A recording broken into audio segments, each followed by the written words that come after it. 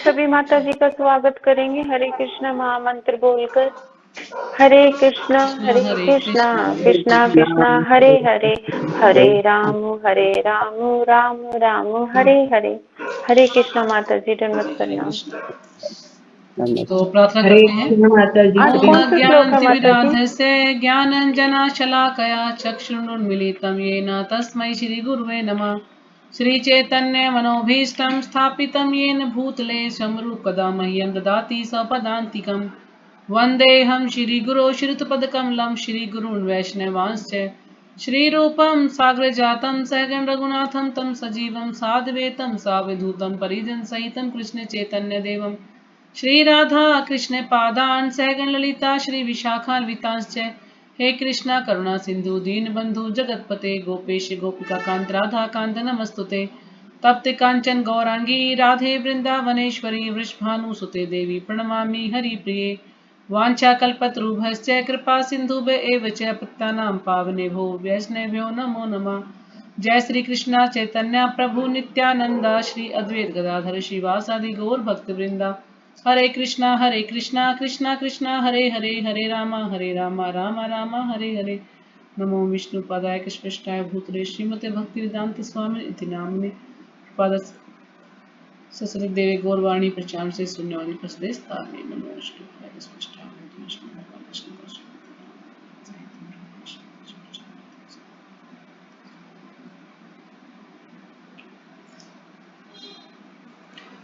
तो आज हम करेंगे श्रीमद् भगवद गीता यथारूप। इसमें 18 अध्याय हैं और 700 श्लोक हैं और अभी हम पढ़ रहे हैं अध्याय 11 विराट रूप और श्लोक संख्या आज हम करेंगे 53 और 54। तो पिछली बार हमने किया था, अभी कई दिन बाद हमारी क्लास हो रही है। तो सभी लोगों की दीपावली कैसी रही? बहुत अच्छी रही होगी जहां तक है। तो दिवाली से पहले हमने ठाकुर जी के कृपा से अच्छा रहा। हाँ, तो दिवाली से पहले हमने इस श्लोक का किया था। एक बार इसको पढ़ लेते हैं। तो श्लोक संख्या था 52 कि श्री भगवान ने कहा, हे अर्जुन, तुम मेरे जिस रूप को इस समय देख रहे हो उसे देख पाना अत्यंत दुष्कर है। यहां तक कि देवता भी इस अत्यंत प्रिय रूप को देखने की ताक में रहते हैं, है ना। तो भगवान के अर्जुन को क्या बोल रहे हैं कि जो विश्व रूप तुम देख रहे हो इस समय वो बहुत ही दुष्कर है, बहुत ही मुश्किल है उसको देखना। हर व्यक्ति उसको नहीं देख सकता। क्यों? क्योंकि जो देवता है, देवता भी इस अत्यंत प्रिय रूप को देखने की ताक में रहते हैं। जो देवता हैं वो भी जो है इस ताक में रहते हैं, इस इंतजार में रहते हैं कि कब ये भगवान का रूप हमें दिखाई दे। कौन सा रूप है वो है भगवान का श्याम सुंदर रूप। तो देवता भी इसको देखना चाहते हैं। तो जैसे प्रभुपाद जी ने इसमें श्लोका में बताया था कि पहले विश्व रूप के बारे में बताया, फिर चतुर्भुज रूप के बारे में बताया और फिर द्विभुज रूप के बारे में बताया था कि वास्तव में जो भगवान का जो चतुर्भुज रूप है और जो द्विभुज रूप है ये क्या है? ये शाश्वत रूप है। लेकिन जो विश्व रूप है वो नश्वर रूप है, यानी वो काल्पनिक रूप है, वो कुछ समय के लिए है, फिर से वो नष्ट हो जाता है। लेकिन ये चतुर्भुज रूप और द्विभुज रूप कभी नष्ट नहीं होते। तो भगवान हमेशा इस रूप में रहते हैं। जैसे जब देवकी के गर्भ से भगवान ने जन्म लिया तो भगवान चतुर्भुज रूप में आए और फिर एकदम से उन्होंने द्विभुज रूप में जो है आ गए। जब देवकी माता ने उनसे प्रार्थना की कि आप द्विभुज रूप में हमें दिखाएं, फिर वो द्विभुज रूप में आ गई हैं। तो अभी हम जो श्लोक पढ़ेंगे उसमें भी इसके बारे में कुछ बताया गया है थोड़ा बहुत, तो देखते हैं। तो श्लोक संख्या आज हम करेंगे 53। नाहं वेदर्नया तपस्या न दानेन न चेजया शक्य एवं विधो द्रष्टुम दृष्टवानसि माम यथा। तो जो भी माता जी श्लोक का पढ़ना चाहे पढ़ सकते हैं। हरे कृष्णा माता जी, दंडवत प्रणाम। सभी के चरणों में दंडवत प्रणाम। अध्याय श्रीमद् भगवत गीता यथारूप। इसमें कुल श्लोक है 718 अध्याय है। हम 11वें अध्याय पे, अध्याय का नाम है भगवान का विराट रूप। श्लोक संख्या 53, इसमें 55 श्लोक है। न अहम वेदो न तपस्या न दाने चया शक्या एवं विधो दुष्टम दृष्टवानसि माम यथा। हरे कृष्ण माता जी, दंडवत प्रणाम।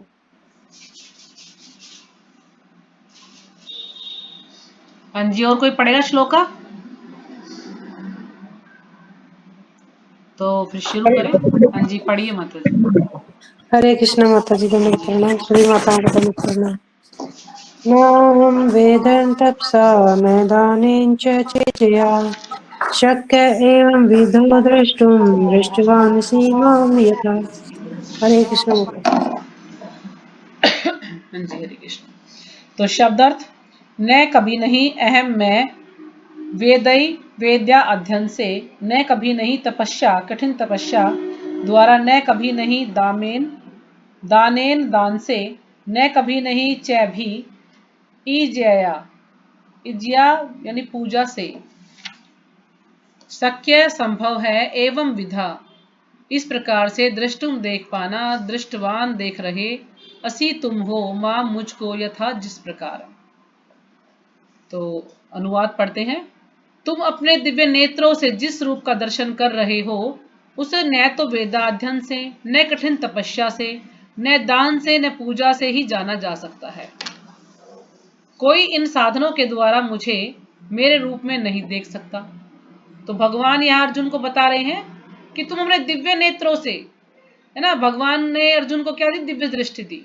तो जिसके पास दिव्य दृष्टि है वही भगवान का दर्शन कर सकता है, और प्रत्येक व्यक्ति भगवान का रूप का दर्शन नहीं कर सकता। तो कह रहे कि तुम जिस रूप को देख रहे हो, दर्शन कर रहे हो, उसे वेद अध्ययन से, यानी हम कुछ लोग सोच लें कि भाई मैंने तो वेदों का बहुत अध्ययन किया है ना, जैसे कहते हैं ना वो द्विवेदी चतुर्वेदी, भाई इन्होंने त्रिवेदी वेदों का बड़ा अध्ययन किया है। या कुछ और लोग भी हों, सोचिए हमने तो भाई वेद पढ़ लिए, हम भगवान के बारे में जान गए। नहीं, तो भगवान कह रहे कि ना तो वेद अध्ययन से, न कठिन तपस्या से। कुछ लोग सोचते हैं कि मैं बहुत कठिन तपस्या करूंगा, मैं सिर्फ दूध का पान करूंगा, या मैं जल का पान करूंगा, है ना, या मैं बिल्कुल अंजल ग्रहण कुछ नहीं ग्रहण करूंगा, सब त्याग दूंगा, ठीक है ना, तपस्या कर भगवान को प्राप्त कर लूंगा। तो ऐसे भी हम नहीं कर सकते हैं। न दान से, कि हम बहुत ज्यादा दान देंगे, सोना चांदी हीरे जवाहरात सब कुछ दान करेंगे तो हम भगवान के प्रिय बन जाएंगे, भगवान को प्रसन्न कर लेंगे, बिल्कुल भी नहीं। न पूजा से ही, और कोई पूजा करे कि चलो मैं तो बहुत पूजा करता हूँ, मैं सारे दिन जब देखो जो पूजा ही करता रहता हूँ, है ना, तो वह वो भी भगवान को नहीं जान सकता है। कोई इन साधनों के द्वारा मुझे मेरे रूप में नहीं देख सकता। तो ये कुछ साधन है ना, जैसे कि साधन हम करते हैं ना, जो कि हम करते हैं, सुबह मंगल आरती करते हैं, जैसे श्रवण कीर्तनम, है ना, स्मरणम वंदनम दास्यम साख्यम आत्मनिवेदनम। तो ये भी कुछ साधन है, लेकिन ये साधन क्या है? ये भाव के साधन है। क्योंकि जो भक्ति है वो 3 कैटेगरी की होती है। जैसे इसमें 3 रूप होते हैं, साधन भक्ति, फिर भाव भक्ति और फिर प्रेम भक्ति। तो इस प्रकार से ये है भाव भक्ति।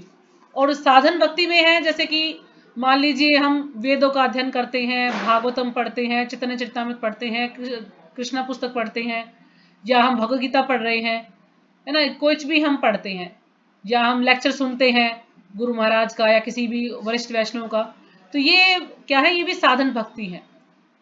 तो ये भगवान यहाँ पर ये कह रहे हैं कि इन साधनों से कोई मुझे प्राप्त नहीं कर सकता, कि कहीं वही मुझे दर्शन कर लेगा, है ना। किसी ने कहा मैं तो वेदों का अध्ययन करता हूँ, भोजन तपस्या करता हूँ, या मैं तो जो भोजन दान करता हूँ, तो नहीं कर सकता।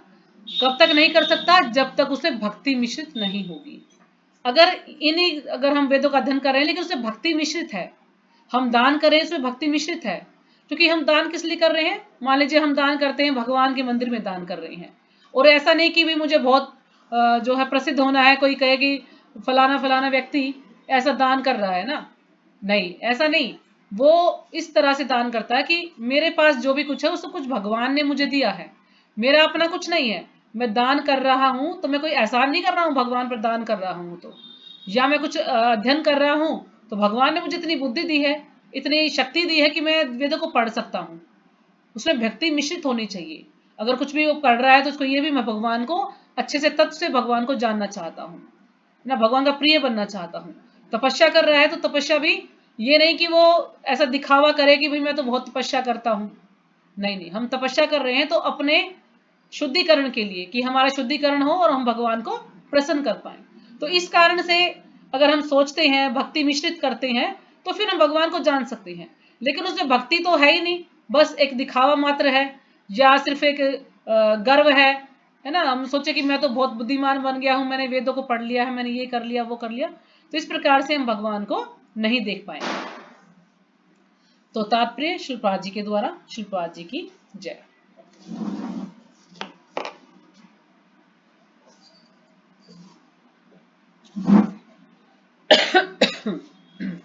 तात्पर्य कृष्ण पहले अपनी माता देवकी तथा पिता वसुदेव के समक्ष चतुर्भुज रूप में प्रकट हुए थे।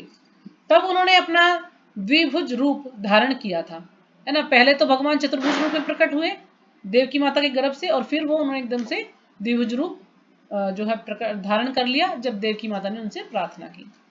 जो लोग नास्तिक हैं या भक्ति विहीन हैं, उनके लिए इस रहस्य को समझ पाना अत्यंत कठिन है। जो लोग क्या है, नास्तिक हैं, जो ये भगवान को मानते ही नहीं, वो सोचते कि मैं ही भगवान हूं, मैं ही सब कुछ कर लेता हूं, तो भगवान तो होते ही नहीं है, क्या जरूरत है भगवान की। या जो भक्ति विहीन है, जिनके अंदर भक्ति बिल्कुल है ही नहीं, भगवान के लिए कोई श्रद्धा ही नहीं है कि हाँ वास्तव में भगवान होते हैं। आज मैं जो भी कुछ कर पा रहा हूं या जो भी कुछ कर पा रही हूं, वो सब भगवान की कृपा से कर पा रहा हूं, ऐसा नहीं सोचते हैं बिल्कुल भी। तो उनके लिए इस रहस्य को समझ पाना, यानी वो भगवान के इस रहस्य को नहीं समझ पाएंगे कि भगवान कौन है। जिन विद्वानों ने केवल व्याकरण विधि से या कोरी शैक्षिक योग्यताओं के आधार पर वैदिक साहित्य का अध्ययन किया है, वे कृष्ण को नहीं समझ सकते। अब कुछ लोग सोचते हैं कि भाई मुझे तो संस्कृत का बहुत ज्ञान है ना, व्याकरण का पूरा ज्ञान है, तो वो अपने हिसाब से उसको समझने का अर्थ करता है, व्याख्या करता है कि भाई भगवद गीता में कुछ भी दे रखा है तो वो अपने हिसाब से उसकी व्याख्या करता है कि मुझे तो बहुत बड़ा ज्ञान है, मैंने तो पूरी संस्कृत में जो है डिग्री हासिल कर ली है, मैं तो अच्छे से पढ़ सकता हूँ, इसको समझ सकता हूँ। तो वो भी इसको नहीं समझ सकता है जब तक वो अपने वरिष्ठ वैष्णवों से या प्रमाणिक गुरुओं से इसको नहीं सुनेगा, तो वो उसको नहीं समझ पाएगा। चाहे हमें कितना भी इसका ज्ञान हो संस्कृत का, है ना, चाहे हम मान लीजिए हमें कितने भी इंग्लिश आती हो, कितना भी हमें संस्कृत आती हो, कितना भी हिंदी आती हो, लेकिन जब तक कोई गुरु नहीं होगा हमें पढ़ाने वाला, हम शब्दों का अच्छे से अर्थ नहीं समझ पाएंगे। तो यदि भगवद गीता को हम अपने हिसाब से नहीं समझ पाएंगे जब तक कोई समझाने वाला ना हो।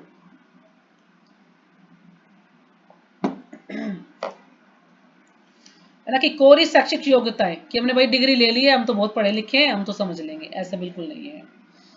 तो कृष्ण को नहीं समझ सकते। न ही वे लोग कृष्ण को समझ सकेंगे जो औपचारिक पूजा के लिए, औपचारिक पूजा करने के लिए मंदिर जाते हैं।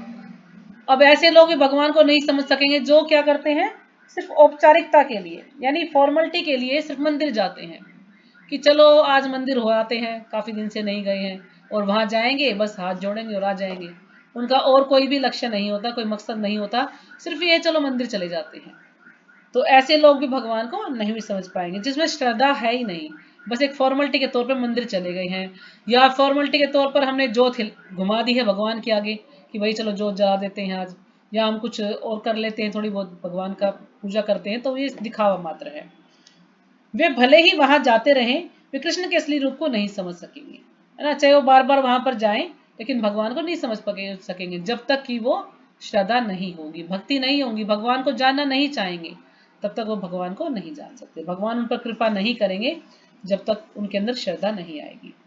कृष्ण को तो केवल भक्ति मार्ग से समझा जा सकता है ना, ज्ञान योग, भक्ति योग और कर्म योग, तीन कैटेगरी है ना। तो इसमें से जो भक्ति योग है, भक्ति योग के द्वारा ही हम भगवान को जान सकते हैं, जैसा कि कृष्ण ने स्वयं अगले श्लोक में बताया है। अब भगवान जो है अगले श्लोक में इसके बारे में और विस्तार से चर्चा करेंगे। तो श्लोक संख्या है 54। भक्त्या त्वनन्यया शक्य अहम अहम एवं विधो अर्जुनः ज्ञातुम द्रष्टुम च तत्वेनः प्रवेष्टुम च परन्तपः। तो जो भी माता जी श्लोक पढ़ना चाहे। कृष्ण माता जी, दंडवत प्रणाम सभी भक्तों को। श्रीमद् भगवत गीता यथा रूप अध्याय 11 विराट रूप, श्लोक संख्या 54।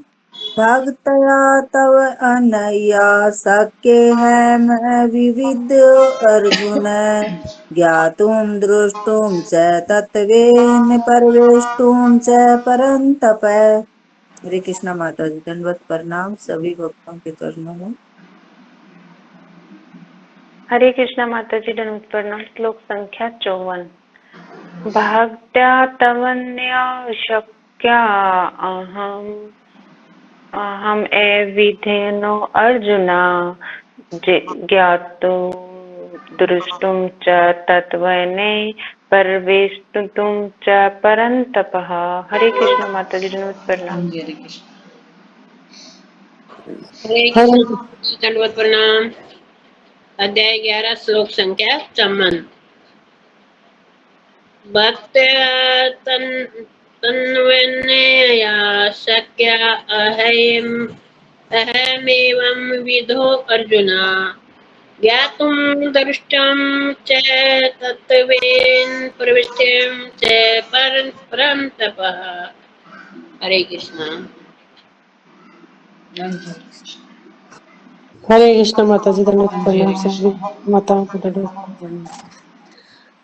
भक्त तवन्यन्यास्तक्य अहमे विधो अर्जुन ज्ञातुं द्रष्टुं च तत्त्वेन प्रवेष्टुं च परन्तप। हरे कृष्ण माता जी।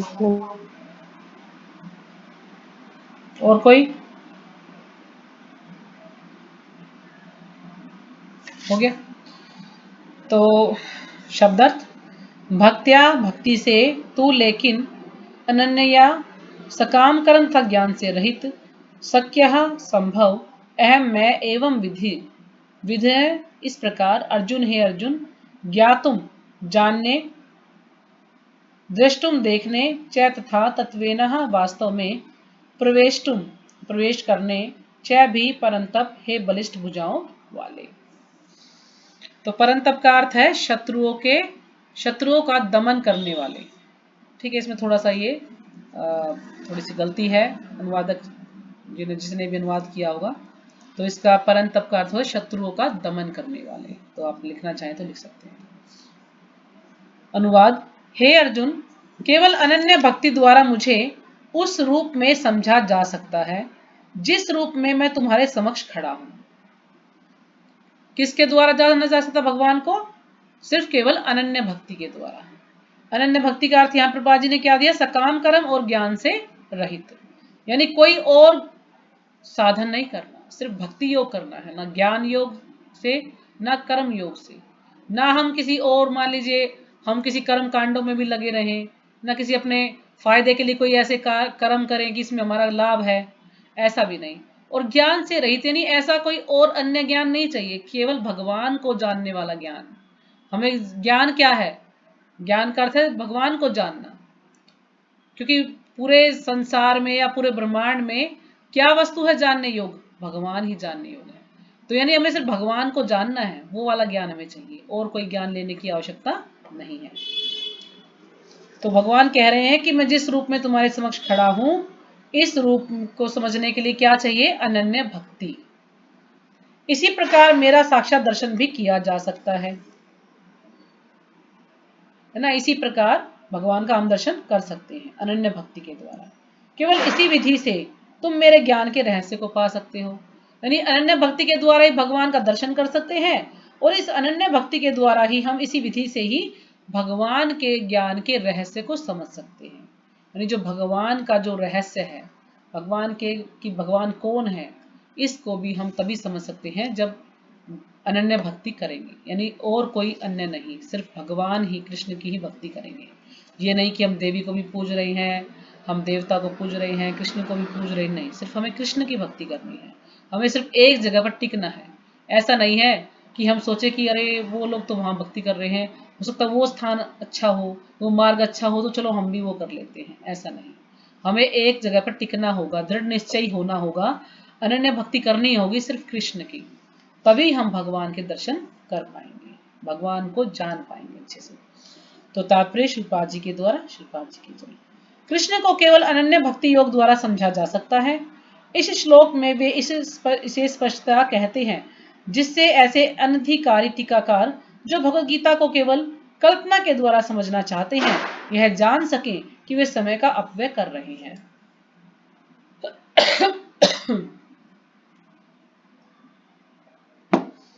तो यहां पर बता रहे हैं प्रभुपाद जी हमें कि हम केवल अनन्य भक्ति योग द्वारा ही भगवान को जान सकते हैं, है ना?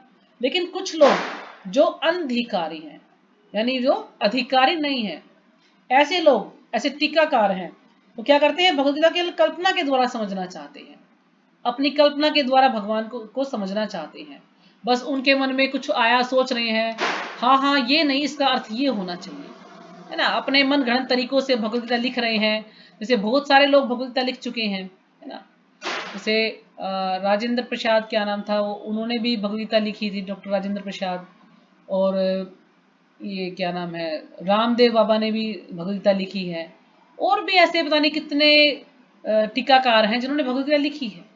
लेकिन जो ज्ञान प्रभुपाद जी ने हमें दिया है यथारूप, वो ज्ञान किसी ने भी नहीं दिया है। अगर आप कोई और भगवद गीता लेकर पढ़ोगे तो आपको डिफरेंस पता लग जाएगा कि इसमें क्या है जो हम पढ़ रहे हैं और उनमें क्या है। यानी लोगों को शब्दों का अर्थ पता ही नहीं है। बस वो ये सोचते हैं कि हमें संस्कृत का पूरा ज्ञान है, इंग्लिश का पूरा ज्ञान है, तो हमारे हिसाब से होगा, जो कुछ है हम उसको लिख देते हैं। यानी उन्हें कुछ भी ज्ञान नहीं है, सिर्फ वो कल्पना मात्र से समझना चाहते हैं। थोड़ा बहुत ज्ञान हो गया तो उसको कुछ भी उल्टा सीधा लिख देते हैं। और जो जनता है, जिसको पूरा ज्ञान नहीं है, वो उसको सच मान बैठती है कि हाँ हाँ नहीं नहीं, उसमें तो ये लिखा, ये बात सही है, ये नहीं। तो इसलिए वो क्या है, वो जो ऐसी टीका करते हैं, ऐसी गलत व्याख्या करते हैं, वो समय का अपव्यय ही करते हैं, यानी समय नष्ट ही करते, बेकार करते हैं अपना समय, कुछ फायदा नहीं है ऐसी व्याख्या से। तो कोई यह नहीं जान सकता कि वे किस प्रकार चतुर्भुज रूप में माता के गर्भ से उत्पन्न हुए और फिर तुरंत ही दो भुजाओं रूप वाले रूप में बदल गए। तो यानी जो आजकल के टीकाकार है, कोई भी नहीं जान सकता कि भगवान एकदम से, पहले तो भगवान चतुर्भुज रूप में प्रकट हुए और फिर एकदम से द्विभुज रूप में भी आ गए। तो ये वो नहीं समझ पाएंगे। वो जब समझ पाएंगे जब उन्होंने भक्ति की होगी, भगवान की भक्ति करेंगे तो वो इस चीज को समझ पाएंगे। जो भगवान की भक्ति नहीं करता, अगर हम उसको ये समझाने भी जाएंगे तो वो इसको नहीं मानेगा, समझ ही नहीं सकता वो। क्यों? क्योंकि कुछ लोग तो यही समझते हैं कृष्ण भगवान नहीं है, कृष्ण तो एक सामान्य व्यक्ति है। ये बातें न तो वेदों के अध्ययन से समझी जा सकती हैं, न दार्शनिक चिंतन द्वारा, है ना। कि हम ना तो वेदों के अध्ययन से इसको समझ सकते कि बहुत ज्यादा वेदों का अध्ययन कर लिया है तो हम इसको समझ पाएंगे, नहीं समझ पाएंगे। और ना ही दार्शनिक चिंतन से कि हम कुछ सोचते रहें, है ना, जो दार्शनिक कुछ कुछ अपने दिमाग से सोचते रहें तो हम समझ पाएंगे, ऐसा बिल्कुल भी नहीं है। अतः यहाँ पर स्पष्ट कहा गया है कि न तो कोई उन्हें देख सकता है और न इन बातों का रहस्य ही समझ सकता है। न भगवान स्वयं बता रहे हैं ना कि बिना भक्ति के कोई इनको देख भी नहीं सकता, ना ही कोई इस रहस्य को समझ सकता है। किंतु जो लोग वैदिक साहित्य के अनुभवी विद्यार्थी हैं, वे अनेक प्रकार से वैदिक ग्रंथों के माध्यम से उन्हें जान सकते हैं। लेकिन जो वैदिक साहित्य के अनुभवी विद्यार्थी हैं, यानी जिन्हें अनुभव है, जिन्हें बहुत ज्यादा ज्ञान है, वो अनेक प्रकार से वैदिक ग्रंथों के माध्यम से उन्हें जान सकते हैं। यानी बहुत सारे वैदिक ग्रंथ हैं, इनको अच्छे से पढ़ने के द्वारा वो उनको फिर भी थोड़ा जान सकते हैं। इसके लिए अनेक विधि विधान है। तो इसके लिए कई विधियां हैं। जैसे मैंने आपको बताया ना, साधन भक्ति है, तो ये क्या है, ये सब विधि विधान है हमारे। कुछ साधन हमें करना होगा, जैसे कि नवदा भक्ति है, या शास्त्रों को पढ़ना है, सुनना है, ये सब क्या है, ये साधन है। भगवान की आरती करना, भगवान को भोग लगाना, है ना, भगवान के समक्ष कीर्तन करना, भगवान की कथाओं को सुनना, तो ये सब कुछ साधन है। अगर हम ये करेंगे तो हम इन साधनों के द्वारा भगवान को समझ सकते हैं। तो ये कुछ विधि विधान है, ये हमें करने चाहिए, है ना। पहले तो व्यक्ति मान लीजिए जबरदस्ती करता है इन चीजों को, भाई किसी ने कह दिया कि आपको ये कार्य करना पड़ेगा तो करता है। लेकिन जब धीरे धीरे उसकी भक्ति बढ़ती है तो उसको लगन लग जाती है। फिर उसको कोई, जैसे हम सुबह 4 बजे उठते हैं तो कितना जोर पड़ता है सुबह 4 बजे उठने में, है ना। सोचते हैं क्यों उठे हैं, सो ही जाते हैं। लेकिन जब उसको इन चीजों में रस आने लगता है, उसको अच्छा लगने लगता है भगवान का नाम, तो फिर उसको 4 बजे उठना मुश्किल नहीं लगता। वो बिना ही अलार्म के 4 बजे उठ जाएगा अपने आप ही, और अच्छे से भगवान का नाम जप करेगा, भगवान की भक्ति करेगा, सेवा करेगा। क्यों? क्योंकि उसको ये सब अच्छा लगने लग जाता है। इसको तो कहते हैं अनुराग, जिसको भगवान का राग लग गया, उसको भगवान से प्रेम हो गया। अनुराग यानी प्रेम हो गया भगवान से, तो फिर वो अपने आप ही इन कार्य को करने लगता है। और यदि कोई सचमुच उन्हें जानना चाहता है तो उसे प्रमाणिक ग्रंथों में उल्लिखित विधियों का पालन करना चाहिए। यानी वो वास्तव में सच्चे में ही भगवान को जानना चाहता है ना, अच्छी तरह से भगवान को जानना चाहता है, उसको जो प्रमाणिक ग्रंथ है, यानी जो हमारे जो प्रमाणिक ग्रंथ है, जैसे कि गीता, भागवत, चैतन्य चरितमृत, और भी बहुत सारे, गर्ग संहिता है, है ना। कितने सारे उपनिषद, हमारे 108 उपनिषद हैं। उसको लगन लगेगी तो वो इनको अच्छे से पढ़ेगा, समझेगा, और जो इनमें जो भी विधियां बताई होंगी कि किस प्रकार से हम भगवान को समझ सकते हैं, उन विधियों का अच्छे से वो पालन करेगा। वह इन नियमों के अनुसार तपस्या कर सकता है ना। जो भी उसमें नियम दिए गए हैं वो तपस्या कर सकता है उसके अनुसार। और तपस्या क्या है, यहाँ पर प्रभुपाद जी उदाहरण बता रहे हैं कि वास्तव में तपस्या क्या है। उदाहरणार्थ कठिन तपस्या के हेतु वह कृष्ण जन्माष्टमी को, जो कृष्ण का आविर्भाव दिवस है, तथा मास की दोनों एकादशियों को उपवास कर सकता है ना। अब वास्तव में तपस्या क्या है कि हम भगवान के लिए व्रत करें। अब व्रत करना थोड़ा आसान भी कर दिया है, क्योंकि कलयुग के लोग है ना, वो ऐसा व्रत नहीं कर सकते।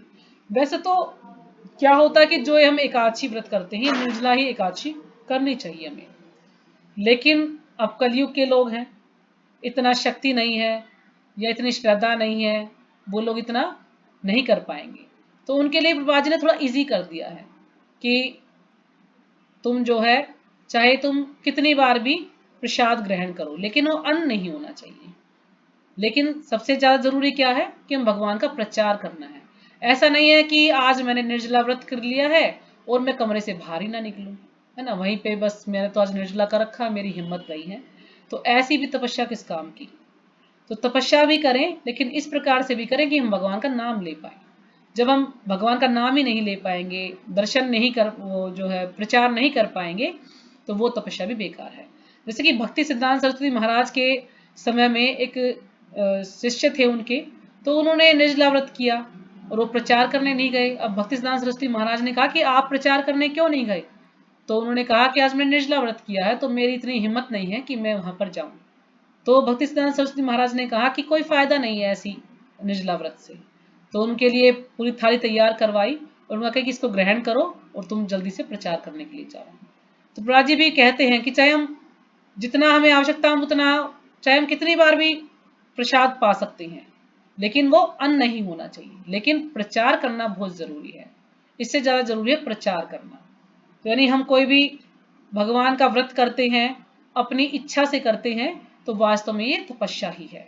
अगर हम जन्माष्टमी है, एकादशी है, या जितने भी हमारे उत्सव आते हैं, इस्कॉन से संबंधित जो भी उत्सव हैं भगवान से संबंधित, हम तो यदि उनको हम अच्छे से करते हैं तो वो तपस्या ही है। तो ऐसी तपस्या करने की जरूरत नहीं है कि हम उल्टे खड़े हो जाए ना, सर नीचे और टांग ऊपर, या हम जैसे कि ध्यान योग ये विधि ऐसी उठपटांग विधियां करें, तो उसकी कोई जरूरत नहीं है। अगर हम श्रद्धा और प्रेम से भगवान के लिए व्रत करते हैं, उनके नामों का कीर्तन करते हैं, प्रचार करते हैं, तो वास्तव में यही तपस्या है। यह बात जहां तक दान का संबंध है, यह बात साफ है कि उन कृष्ण भक्तों को यह दान दिया जाए जो संसार भर में कृष्ण दर्शन को या कृष्ण भावनामृत को फैलाने में लगे हुए हैं। तो दान कहाँ करना चाहिए, मंदिर में दान करना चाहिए, या ऐसे भक्तों को दान करना चाहिए जो कि भगवान का प्रचार कार्य में लगे हुए हैं। ऐसे लोगों को हमें दान करना चाहिए।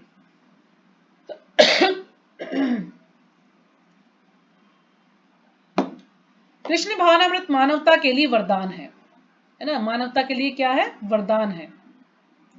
रूप गोस्वामी ने भगवान चैतन्य की प्रशंसा परम दानवीर के रूप में की है।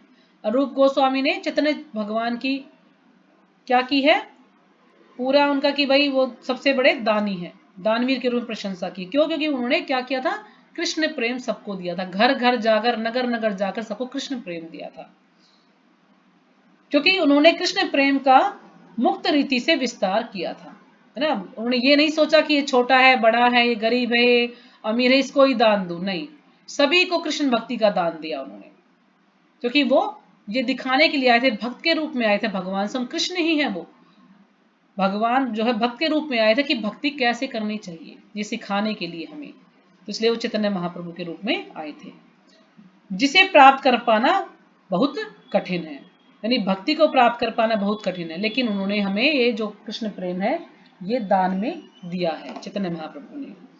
अतः यदि कोई कृष्ण भावनामृत का प्रचार करने वाले व्यक्तियों को अपना धन दान में देता है, तो कृष्ण भावनामृत का प्रचार करने के लिए दिया गया यह दान संसार का सबसे बड़ा दान है ना। अगर हम भगवान के लिए दान करते हैं तो ये बहुत ही बड़ा दान है।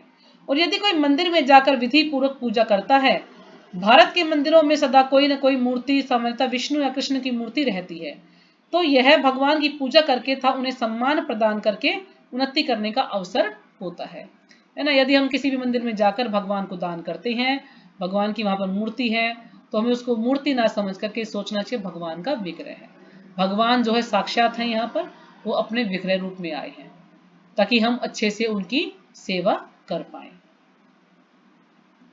तो नौसिखियों के लिए भगवान की भक्ति करते हुए मंदिर पूजा अनिवार्य है। जो नौसिखिए हैं, जो कि अभी अभी भक्ति में जुड़े हैं, तो हम सब भी क्या हैं, हम सब भी नौसिखिए ही हैं, है ना। अभी हम भी भक्ति में जुड़े हैं, अभी हम सीख रहे हैं सब चीजों को, अभी तक हम पक्के नहीं हुए हैं, अभी हम सीख रहे हैं।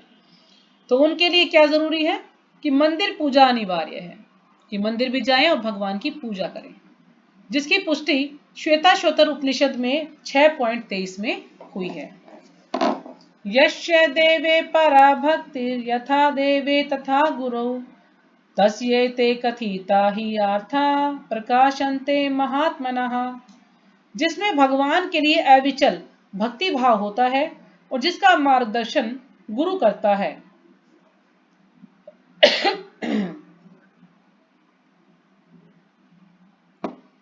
तो भगवान के लिए अविचल भक्ति भाव यानी जो कभी विचलित नहीं होता, दृढ़ निश्चयी होता है, ऐसा भक्ति भाव होना चाहिए। और जिसका मार्गदर्शन गुरु करता है, तो इसका मार्गदर्शन कौन करता है? गुरु। यानी हम जब गुरु के सानिध्य में भक्ति करते हैं तो गुरु हमें बताता है कि हमें कौन सा मार्ग अपनाना है, हमें किस तरह से भगवान की भक्ति करनी है, हमें किस तरह से हम भगवान को प्रसन्न कर सकते हैं।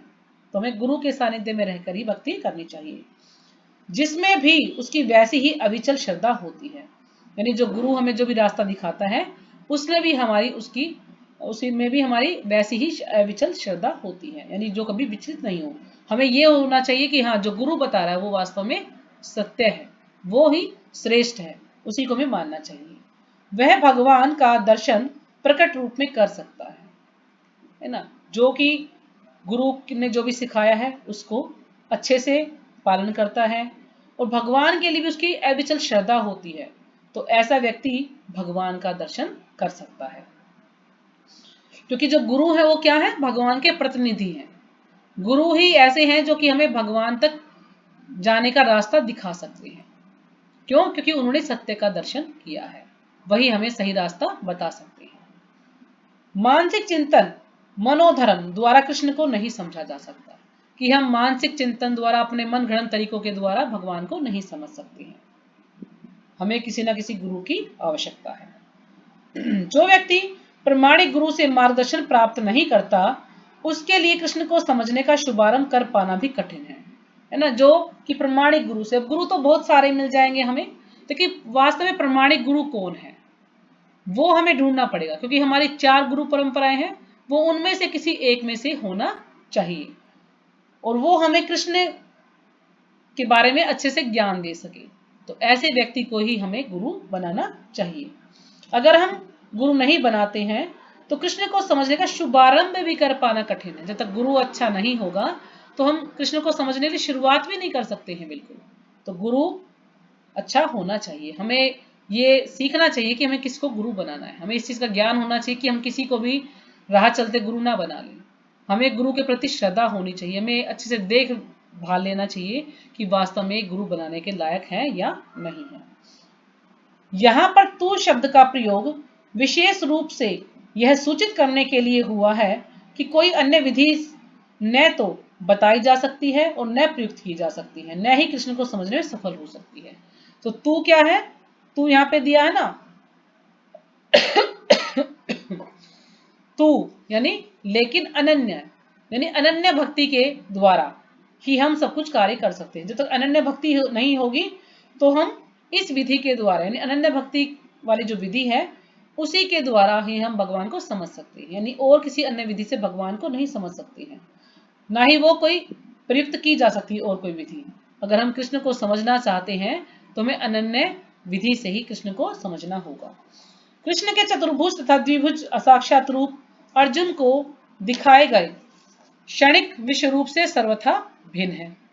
यानी कृष्ण के जो चतुर्भुज है और जो द्विभुज रूप है भगवान का, अर्जुन को दिखाया गया क्षणिक विश्व रूप से सर्वथा भिन्न है। यानी जो ने थोड़े से क्षण के लिए, थोड़े से समय के लिए जो विश्व रूप दिखाया था उससे दोनों ही जो है सर्वथा भिन्न है, यानी बिल्कुल वो अलग है उनसे।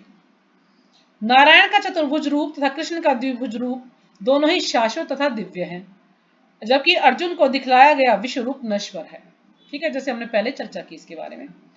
सुदूरदर्शम, सुदूरदर्शम शब्द का अर्थ ही है देख पाने में कठिन, यानी एक तो होता है दूरदर्शम यानी कठिन, और जब किसी के आगे सू लग जाता है तो यानी बहुत ही ज्यादा उसका महत्व बढ़ जाता है, बहुत ही कठिन है, वो अत्यंत कठिन है भगवान को देख पाना, जिससे पता चलता है कि इस विश्व रूप को किसी ने नहीं देखा था, है ना। किसी ने भी, ये सुदूरदर्शम है तो किसी ने भी इस विश्व रूप को नहीं देखा। इससे यह भी पता चलता है कि भक्तों को इस रूप को दिखाने की आवश्यकता भी नहीं थी। भक्तों को ये रूप देखने की कोई इच्छा नहीं होती तो भक्तों को कोई आवश्यकता नहीं थी रूप दिखाने की, लेकिन इस रूप को कृष्ण ने अर्जुन की प्रार्थना पर दिखाया था। लेकिन भगवान ने क्यों दिखाया था? अर्जुन की इच्छा थी, अर्जुन ने प्रार्थना की थी तब भगवान ने विश्व रूप दिखलाया था, नहीं तो भक्त लोग इस रूप को देखने की इच्छा नहीं करते हैं। जिससे भविष्य में यदि कोई अपने को भगवान का अवतार कहे तो लोग उससे कह सकें कि तुम अपना विश्व रूप दिखलाओ। तो वास्तव में भगवान ने विश्व रूप क्यों दिखलाया, प्रभुपाद जी हमें समझा रहे हैं यहाँ पर इस बात को। ये बहुत ही महत्वपूर्ण बात है कि कुछ लोग हमें बोलते हैं कि मैं भगवान हूं, तो हम उनको ये बोल सकते हैं भाई तुम भगवान हो तो विश्व रूप दिखलाओ, तब हम मानेंगे कि तुम भगवान हो। तो इसलिए भी भगवान ने ये विश्व रूप दिखलाया ताकि जो आजकल के जो ढोंगी है, पाखंडी जो लोग हैं, उनसे छुटकारा मिल जाए, उनसे हमें ये कहने का मौका मिल जाए कि भाई तुम भगवान हो तो भाई हमें विश्व रूप दिखलाओ, या तुम गोवर्धन पर्वत उठाकर दिखलाओ, तब हम जानेंगे तुम भगवान हो। तो इसलिए भी ये रूप दिखलाया है भगवान ने। तो अभी कौन कौन है जो इसको आगे पढ़ने के लिए एग्री है या कोई जाना चाहते हैं तो हम इसको आधे को कर लें, जब भी सुनना चाहते हैं तो 15-20 मिनट और लगेंगे इसको समझाने में। तो जैसी आप लोगों की राय बताइए जरा। माता जी सुना दो। सुना दूं तो ठीक है, अगर कोई भक्त जाना चाहता है, किसी को कोई कार्य है तो जा सकता है। ठीक है। पिछले श्लोक में नए शब्द की पुनरुक्ति सूचित करती है कि मनुष्य को वैदिक ग्रंथों के पांडित्य का गर्व नहीं होना चाहिए। गीता माता जी म्यूट कर लीजिएगा। तो पिछले श्लोक में नए शब्द की पुनरुक्ति सूचित करती है कि मनुष्य को वैदिक ग्रंथों के पांडित्य का गर्व नहीं होना चाहिए, है ना। जो पिछले श्लोक में हमने नए पढ़ा था कि ना, कि ना कठिन तपस्या से, ना पूजा से, ना दान से तो उससे क्या है कि वैदिक ग्रंथों के पांडित्य का गर्व नहीं होना चाहिए। यदि किसी ने बहुत ज्यादा वैदिक ग्रंथों को पढ़ लिया है और वो सोचे कि पंडित बन गया हूं और बहुत गर्वित होता है, तो उसको ऐसा गर्व नहीं होना चाहिए, पांडित्य पर गर्व नहीं होना चाहिए कि वो जो है वेदों का पंडित बन गया है। उसे कृष्ण की भक्ति करनी चाहिए। उसे क्या करना है? कृष्ण की भक्ति करनी है बस। तभी वह भगवद गीता की टीका लिखने का प्रयास कर सकता है ना। यदि किसी ने अच्छे से ग्रंथों को पढ़ लिया है लेकिन उसको बिल्कुल भी रंच मात्र भी घमंड नहीं है, गर्व नहीं है, तो और वो भगवान की भक्ति करता है ना, वो ये सोचता है कि मैंने ग्रंथों को मैं पढ़ पाया हूं, मैं समझ पाया हूं, तो इसमें भगवान की कृपा है, भगवान ने मुझे इतनी बुद्धि दी है कि मैं इसको समझ पाया हूं, यानी भगवान से प्रेम करता है, भक्ति करता है, तो ऐसा व्यक्ति भगवद गीता के लिए टीका लिख सकता है। लेकिन जिसके अंदर भक्ति है ही नहीं, सिर्फ दिखावा मात्र है, पॉपुलर होने के लिए वो ऐसा करता है कि वो बहुत ज्यादा प्रसिद्ध हो जाएगा, है ना, लोग जाने वाले भगवद गीता बड़ी अच्छी भगवद गीता लिखी इसने, अपना नाम करने के लिए, ऐसा कोई फायदा नहीं है, तो वो कुछ भी अच्छे से टीका नहीं कर पाएगा। जैसे जो प्रभुपाद जी थे, प्रभुपाद जी हमेशा 24 घंटे कृष्ण के चिंतन में ही लगे रहते थे। प्रभुपाद जी ने कभी भी ये नहीं कहा कि इन ग्रंथों को मैंने लिखा है। प्रभुपाद जी ने हमेशा ये कहा है कि मुझे नहीं पता इसमें क्या लिखा है, ये तो कृष्ण ने ही मुझसे लिखवाई है। इसलिए प्रभुपाद जी जब अपनी पुस्तकों लिखते थे तो सब भी उनको पढ़ते थे क्योंकि कृष्ण ही उनसे लिखवाते थे, प्रभुपाद जी का ये कहना था। तो इसलिए हम कुछ भी कर पा रहे हैं, थोड़ी बहुत भक्ति कर पा रहे हैं, भगवान का नाम ले पा रहे हैं, कोई भी सेवा कर रहे हैं, तो हमें ये समझना चाहिए भगवान की बड़ी अहतों की कृपा है हम पर कि हम ये कार्य कर पा रहे हैं। नहीं तो ऐसे लोग भी हैं जो भगवान के बारे में जानते ही नहीं कि भगवान भी होते हैं। तो भगवान की बड़ी कृपा है कि हम भगवान का नाम ले पा रहे हैं। तो ये समझना चाहिए हमें, यही भक्ति है। ये नहीं कि अरे हाँ मुझे ज्ञान है, मैंने सीख लिया, मैं सब कुछ जानता हूं, बिल्कुल भी नहीं। तो कृष्ण विश्व रूप से नारायण के चतुर्भुज रूप में और फिर अपने सहज द्विभुज रूप में परिणत होते हैं, है ना। पहले तो कृष्ण विश्व रूप से नारायण के चतुर्भुज रूप में और उसके बाद फिर द्विभुज रूप में, है ना। पहले भगवान ने विश्व रूप दिखलाया, फिर भगवान चतुर्भुज रूप में आए और फिर भगवान एकदम से द्विभुज रूप में आ गए अर्जुन के सामने। तो इसे यह सूचित होता है कि वैदिक साहित्य में उल्लिखित चतुर्भुज रूप का अन्य रूप कृष्ण के आदि द्विभुज रूप के से ही उद्भूत है। तो वैदिक साहित्य में बताया गया, उल्लेख किया गया है कि चतुर्भुज या अन्य जो रूप है कृष्ण के, वे द्विभुज रूप से ही उद्भूत है, यानी कृष्ण ही सबके क्या है, स्रोत हैं, सब कुछ कृष्ण से ही आया है, तो उसी से उत्पन्न हुए हैं वो, कृष्ण के ही आदि द्विभुज रूप से ही उद्भूत है चतुर्भुज भी। तो वे समस्त उद्भवों के उद्गम हैं, यानी जितने भी अवतार हैं भगवान के, तो ये सब भगवान से ही आए हैं। तो कृष्ण अवतार नहीं है, कृष्ण तो अवतारी है ना। कृष्ण तो अवतारी है, कृष्ण से ही सारे अवतार आए हैं। जितने भी जो भी हम कुछ देख पा रहे हैं संसार में, छोटी से छोटी और बड़ी से बड़ी वस्तु कुछ भी है, सब कुछ भगवान से ही उत्पन्न है। कृष्ण इनसे भी भिन्न है, निर्विशेष रूप की कल्पना का तो कुछ कहना ही नहीं, यानी कृष्ण जो है इन सबसे अलग है। जो निर्विशेष रूप की कल्पना का तो कुछ कहना ही नहीं, है ना। कुछ लोग जो निर्विशेषवादी हैं, क्या सोचते हैं, भगवान निराकार है, तो वो तो क्या करते हैं, वो सिर्फ कल्पना करते हैं। जहां तक कृष्ण के चतुर्भुजी रूपों का संबंध है, यह स्पष्ट कहा गया है कि कृष्ण का सर्वाधिक निकट चतुर्भुजी रूप जो महाविष्णु के नाम से विख्यात है और कारणानव में शयन करते हैं, जिनके श्वास तथा प्रवास में अनेक ब्रह्मांड निकलते प्रवेश करते रहते हैं, भी भगवान का अंश है ना। जो भी हम चतुर्भुज रूपों का संबंध है, स्पष्ट कहा गया कि कृष्ण का जो सर्वाधिक निकट चतुर्भुजी रूप यानी जो महाविष्णु है, तो वो महाविष्णु कहाँ है, वो भी क्या है, भगवान का अंश ही है। क्योंकि पहले भगवान विस्तार करते, पहले भगवान कृष्ण है, कृष्ण विस्तार करते हैं बलराम में, और बलराम जी विस्तार करते हैं संकर्षण में, और फिर संकर्षण से ये जो है 3 पुरुष अवतार यानी महाविष्णु, गर्भोदक्षाई विष्णु और शिरोदक्षाई विष्णु, उनसे उत्पन्न होते हैं। तो इस प्रकार से ये चलता है। तो ये सब क्या है, भगवान के अंश ही है।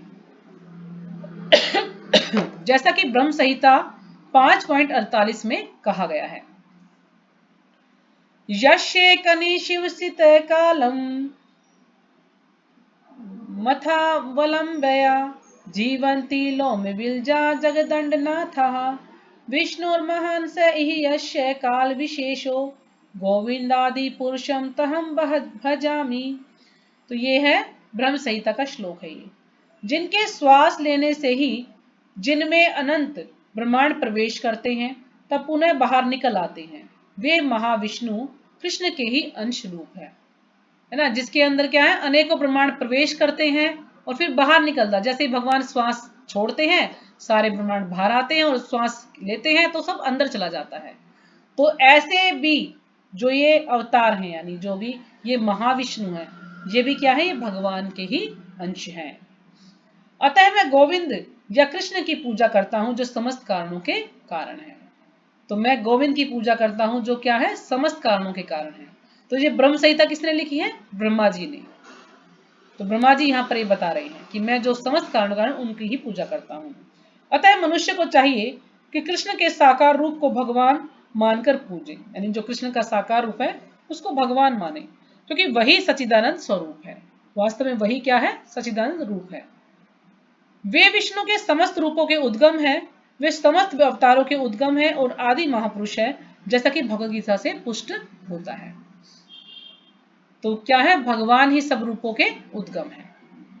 गोपाल तापनी उपनिषद में 1.1 निम्नलिखित कथन आया है, सचिदानंद रूपाया कृष्ण कृष्ण कृष्णया कलिष्टकारिणे नमो वेदांत वेदाये गुरुवे बुद्धि साक्षिणे। मैं कृष्ण को प्रणाम करता हूँ जो सच्चिदानंद स्वरूप है। मैं उनको नमस्कार करता हूँ क्योंकि उनको जान लेने का अर्थ है वेदों को जान लेना, है ना। भगवान का रूप क्या है, सच्चिदानंद है। भगवान का रूप सतचित आनंद से बना हुआ है, और उनको यदि जान लिया तो हमने समझो वेदों को जान लिया। अतः वे परम गुरु हैं। तो भगवान ही क्या है, परम गुरु हैं। उसी प्रकरण में कहा गया है, कृष्णो वै परमम देवतम, कृष्ण भगवान है। गोपाल तापनी उपनिषद 1.3 एको वशी सर्वज्ञ कृष्ण ईड्या, यानी वह कृष्ण भगवान है और पूज्य है। एको अपि सन बहुधा यो अभव भाति, कृष्ण एक है किंतु वे अनंत रूपों तथा अंश अवतारों के रूप में प्रकट होते हैं। तो यानी कितने ही प्रभुपाद जी ने हमें उदाहरण दिए हैं कि गोपाल तापने उपनिषद से, ब्रह्म संहिता से, है ना। तो ये अलग अलग हमें बताया कि सब जगह क्या बता रखा कि भगवान ही, जो कृष्ण ही क्या है, वो भगवान ही, एक ही भगवान है। तो अवतार के रूप प्रकट होते हैं गोपाल तापनी 1.21 में। ब्रह्म संहिता 5.1 का कथन है, ईश्वर परमा कृष्ण सचिदानंद विग्रह अनादिरादिर गोविंदा सर्व कारण कारणम, यानी भगवान तो कृष्ण है जो सचिदानंद स्वरूप है, उनका कोई आदि नहीं है, क्योंकि वे प्रत्येक वस्तु के आदि हैं। तो जैसे हमने पहले भी पढ़ा ना कि भगवान का कोई ना आदि है, ना अंत है, ना मध्य है, कोई नहीं, भगवान ही सबके आदि, अंत और मध्य है। वे समस्त कारणों के कारण है। अन्यत्र भी कहा गया है, और कहीं कई स्थानों पर भी ये कहा गया है कि यत्रावतीर्णम कृष्ण कृष्णाख्यम परम ब्रह्म नराकृति, यानी भगवान एक व्यक्ति है, उनका नाम कृष्ण है, और वह कभी कभी इस पृथ्वी पर अवतरित होता है, यानी और भी किसी ग्रंथ में ये बात कही गई है। इसी प्रकार श्रीमद् भागवत में भगवान के सभी प्रकार के अवतारों का वर्णन मिलता है। तो हमने भागवतम में आप सब लोग सुनते ही हैं, तो भगवान के 24 अवतारों का उसमें वर्णन किया गया है, जिसमें कृष्ण का भी नाम है। किंतु तब यह कहा गया है कि वह यह कृष्ण ईश्वर के अवतार नहीं है, अपितु तो साक्षात भगवान है ना। उसमें भी कृष्ण का नाम है, लेकिन कृष्ण क्या है, कृष्ण अवतारी है, कृष्ण अवतार नहीं है, वो साक्षात भगवान है। एते चांस कला पुंसः कृष्णास्तु भगवान स्वयं, यानी भगवान ही, कृष्ण ही स्वयं भगवान है। इसी प्रकार भगवदगीता में भी भगवान कहते हैं, मतः परतरम नान्यत् किंचिदस्ति धनंजया, यानी 7वें अध्याय का 7वां श्लोक है ये। तो इसमें बताया गया कि भगवान कृष्ण के रूप से और कोई रूप श्रेष्ठ नहीं है, यानी भगवान ही श्रेष्ठ है। अन्यत्र भी कहा गया है, यानी और कहीं पर भी बताया गया है, यहाँ पे उसका ग्रंथ का नाम नहीं है। अहम आदिर ही देवानाम, मैं समस्त देवताओं का उद्गम हूँ। तो भगवान ये प्रभुपाद जी में ये प्रमाण दे रहे हैं कि यहाँ पर भगवान कृष्ण को ही भगवान बताया गया है। कृष्ण से भगवदगीता ज्ञान प्राप्त करने पर अर्जुन भी इन शब्दों में इसकी पुष्टि करता है, यानी जब कृष्ण से उन्होंने भगवदगीता ज्ञान प्राप्त किया तो वो कुछ शब्द वो भी बताते हैं। परम ब्रह्म परम धाम पवित्रम परम मम भवान, अब मैं भली भांति समझ गया हूं कि आप परम सत्य भगवान हैं और आप प्रत्येक वस्तु के आश्रय हैं। अतः कृष्ण ने अर्जुन को जो विश्व रूप दिखलाया वह उनका आदि रूप नहीं है, यानी वो हमेशा रहने वाला रूप नहीं है भगवान का। आदि रूप तो कृष्ण रूप है, हजारों हाथों था हजारों सिरों वाला। विश्व रूप तो उन लोगों का ध्यान आकृष्ट करने के लिए दिखलाया गया जिनका ईश्वर से तनिक भी प्रेम नहीं है, यानी जो विश्व रूप दिखलाया गया है भगवान का, ये भी भगवान के द्वारा ये ऐसे लोगों के लिए दिखलाया गया है जिनका भगवान से तनिक भी प्रेम नहीं है, इसलिए इतना भयानक रूप ये दिखाया गया है। इसलिए अर्जुन उसको देखकर डर रहे हैं, यानी और लोग भी उससे डरे, क्योंकि वो भगवान के बारे में जानते ही नहीं है, बिल्कुल भी प्रेम ही नहीं करते। यह ईश्वर का आदि रूप नहीं है। विश्व रूप उन शुद्ध भक्तों के लिए तनिक भी आकर्षक नहीं होता जो विभिन्न दिव्य संबंधों में भगवान से प्रेम करते हैं, है ना। कितने सारे संबंध हैं, जैसे अभी हमने किया कि श्रवण कीर्तनम, नहीं, ये जो 5 रस हैं भगवान के, दासम साख्यम आत्मनिवेदनम, ये रस, जैसे शांत रस है, दास्य रस है, साख्य रस है, और वात्सल्य रस है, और माधुरी रस है। तो इस प्रकार से जो भगवान से क्या है, अलग अलग मैत्री भाव से, यानी कोई उनको पुत्र के रूप में पसंद करता है, कोई मित्र के रूप में, कोई दोस्त के रूप में, कोई जो है पति के रूप में। तो इस प्रकार से भगवान के अलग अलग रूप हैं। तो भगवान से क्या करते हैं, ये दिव्य संबंध है, यानी वो शुद्ध भक्तों के लिए जो विश्व रूप है बिल्कुल भी आकर्षक नहीं है, कोई भी इससे आकर्षित नहीं होता है। क्यों? क्योंकि भगवान से दिव्य संबंधों में भगवान से प्रेम करते हैं, जैसे अलग अलग संबंध है भगवान के साथ। भगवान अपने आदि कृष्ण रूप में ही प्रेम का आदान प्रदान करते हैं, यानी जो भगवान का आदि रूप है क्या है, वो दिव्य रूप है, उसमें भगवान प्रेम का आदान प्रदान करते हैं। अतः कृष्ण से घनिष्ठ मैत्री भाव से संबंधित अर्जुन को यह विश्व रूप तनिक भी रुचिकर नहीं लगा, क्योंकि वो अर्जुन क्या उनके घनिष्ठ मित्र हैं, उनके लिए उनको ये रूप कुछ ज्यादा अच्छा नहीं लगा, रुचिकर नहीं लगा, अभी तो उसे भयानक लगा। कृष्ण के चिर सखा अर्जुन के पास अवश्य ही दिव्य दृष्टि रही होगी। वह भी कोई सामान्य व्यक्ति न था। तो चित सखा यानी वो हमेशा से ही भगवान के सखा है अर्जुन, तो उनके पास अवश्य ही दिव्य दृष्टि रही होगी, इसलिए वो भगवान के रूप को देख पाए। तो यह भी कोई सामान्य व्यक्ति न था, इसलिए यह विश्व रूप से मोहित नहीं हुआ, इसलिए वो भ्रमित नहीं हुए अर्जुन उनके रूप से। यह रूप उन लोगों को भले ही अलौकिक लगे जो अपने को सकाम कर्मों द्वारा ऊपर उठाना चाहते हैं। तो उन लोगों के लिए हो सकता है ये अलौकिक हो सकता है, अच्छा हो सकता है, जिन्हें जो आकर्षित हो सकते हैं, जो कि सकाम कर्मों के द्वारा अपने आप को ऊपर उठाना चाहते हैं। किंतु भक्ति में रत व्यक्तियों के लिए तो दो भुजा वाले कृष्ण का रूप ही अत्यंत प्रिय है। लेकिन जो भक्ति में लगे हैं उनके लिए तो जो कृष्ण का ये दो भुजा रूप है वही आकर्षित है उनके लिए। तो उनको इस दो भुज रूप से ही कृष्ण से प्रेम है, ना कि विश्व रूप से। और जो शुद्ध भक्त है वो कभी भी इच्छा नहीं करते विश्व रूप को देखने की, वो हमेशा कृष्ण का जो दो भुज रूप है, श्याम सुंदर रूप है, उसी को देखना चाहते हैं। तो यहीं पे हम विराम करते हैं।